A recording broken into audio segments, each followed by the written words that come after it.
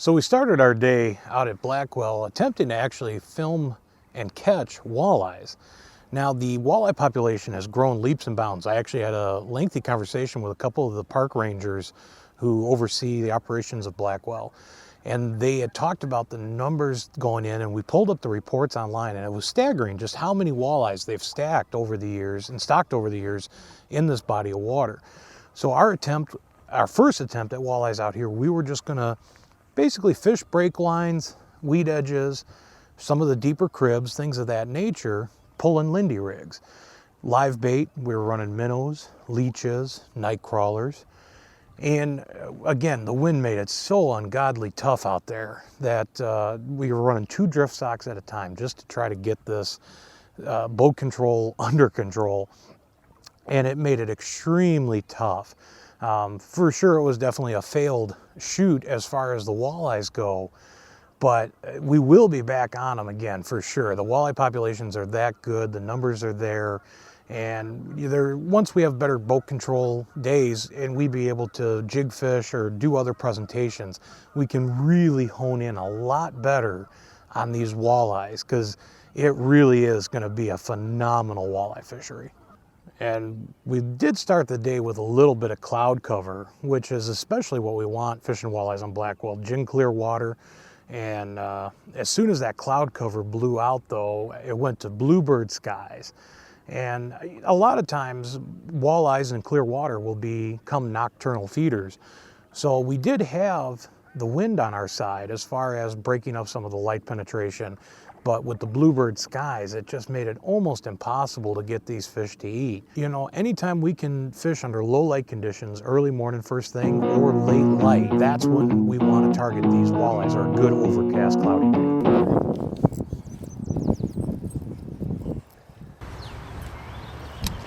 Oh yeah. Now that's how you start off a morning.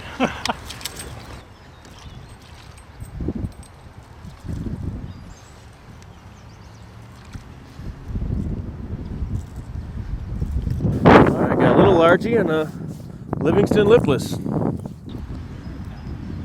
We're out here in Blackwell, Silver Lake, DuPage County Forest Preserve. With me, my buddy Chris Mobrito, and we're going to do a little bass fishing out here. It's a great way to start the morning. Just got on it, and first spot we hit, pop a little guy. That's not bad. No reason to do it, but I'm going to do it anyway.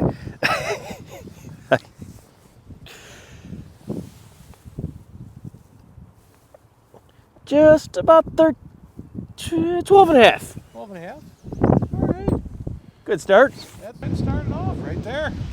We're going to show you all the tips, tricks, and techniques on how we catch bass out here at Silver Lake Blackwell. And that's all this week on Tony's Spot on Fishing.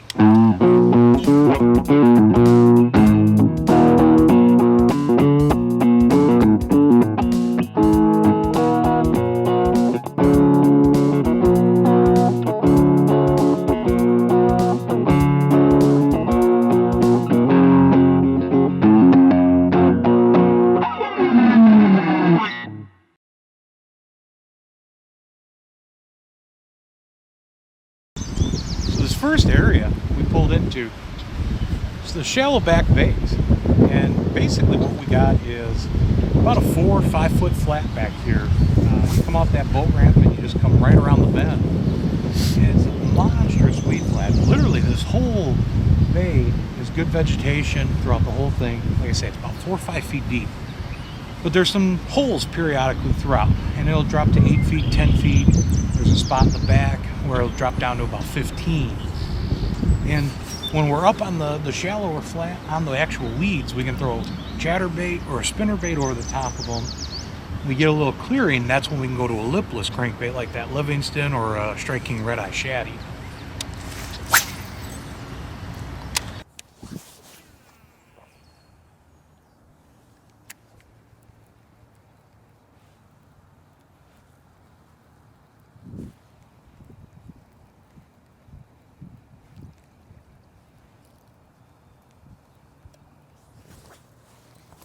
There we go. Oh, all right.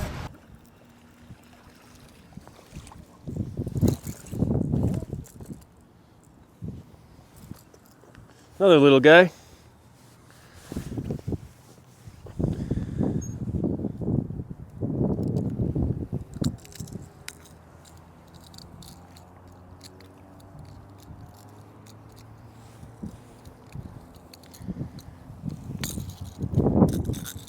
He inhaled this one.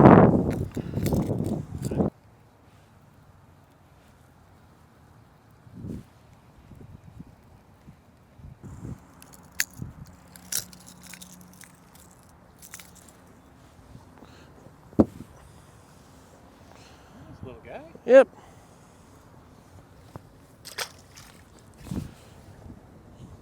All right. It's 2 for Chris. I gotta catch up here. You know, with the way the wind's blowing here, we had to run our drift socks out here just to slow us down, control our drift a little bit.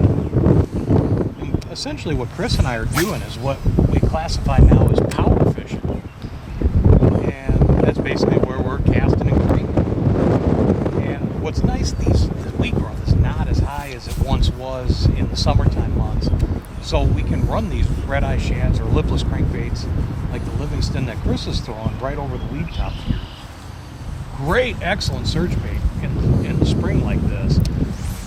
We can really use it to find active fish and cover a lot of water quickly with it. Now once they start going on beds, we can concentrate more on pitching to them in plastics, but for right now, water temp's still, what do we got, Chris, 53? Yep, 50, almost 54 here. Almost 54. Now here's another interesting thing. Out in the main lake, water temps were about 52. Now we've had these northeast winds for a few days now, blowing down to the south end of the lake. The further south we're getting into it, it's pushed that warm water. So that's another thing to think about, and especially in the spring months. Consecutive days, wind blowing a certain direction, that's going to push that warm water one area. And that's another reason we want to concentrate on this big flat.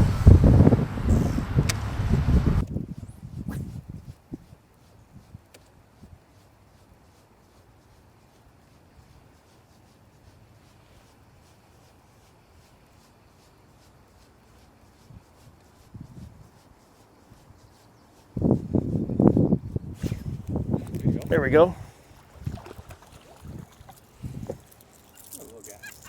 That one hit pretty close to the pole. Yeah. I just said we had this nice little deep little hole here. It's one of those little 10-foot spots.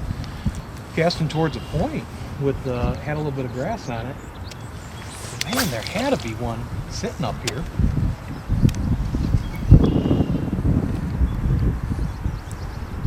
Because anytime you have, access to deep water like that, you have your vegetation, it kind of becomes that feeding spot for them. It's like the oasis on a highway kind of thing. You're driving down the road and you want to stop, have a cheeseburger, pull in the oasis. Kind of the same thing for the fish, the bass. They'll be cruising the main break lines and the channels and the deep holes, and they'll come up on these flats like this. Especially when the breeze is kind of blowing across this point with the weeds. That's another good thing. It'll stir it up and bring those fish up to feed on it. Those are kind of the areas you want to look at, especially when you get these windy days like this.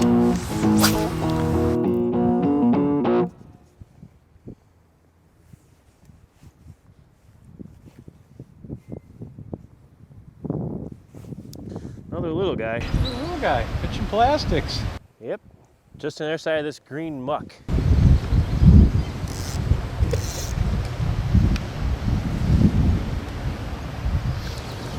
Well, we had to kind of change tactics here a little bit.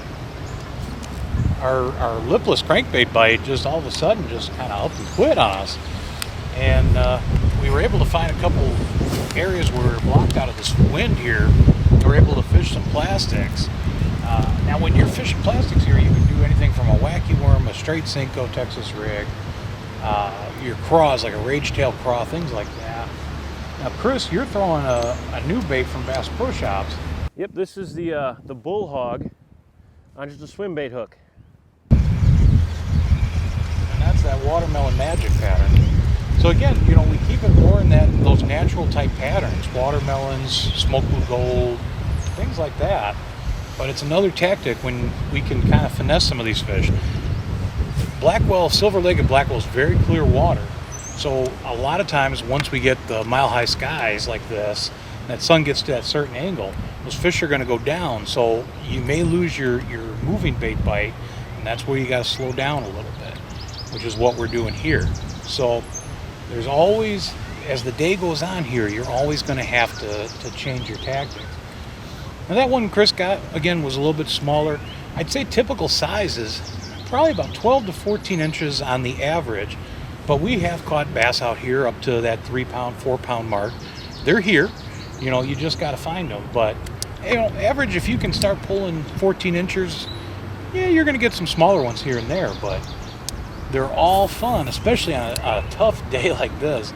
Northeast winds, howling, hurricane force winds, 2 drift socks just to maintain control. Unbelievable. But you know what? You work hard at it and you'll still catch fish.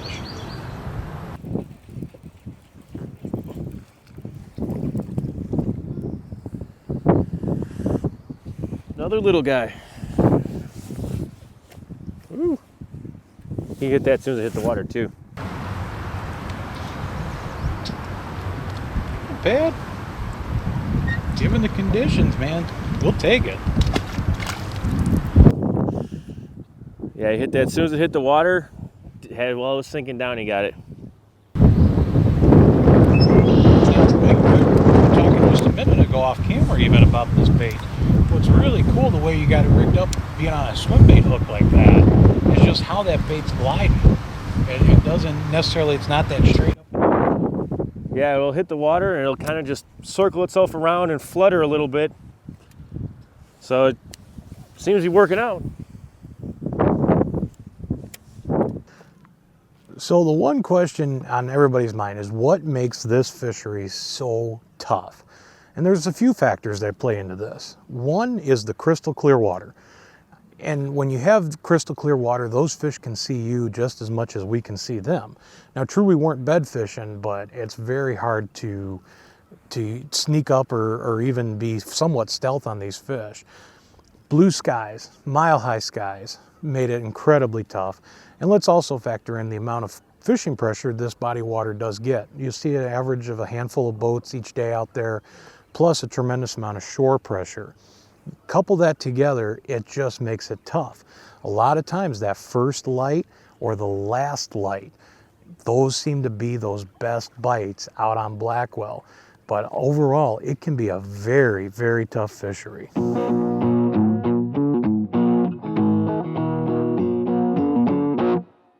Whoo, boy, let me tell you folks, Chris, that was something. That was a tough one. Oh my goodness gracious, that northeast wind's got to be blowing about 25 miles an hour, gusting to 35, 40. I don't think, at one point we could hardly move. Yeah. It was unbelievable.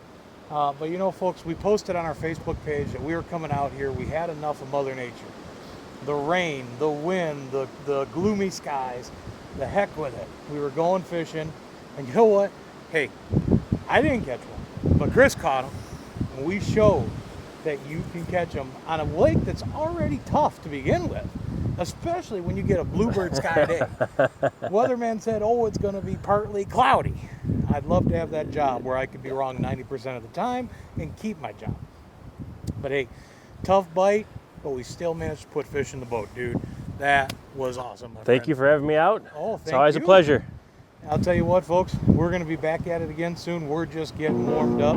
But for now, that's it for Tony's Spot on Fishing. We'll see you next week.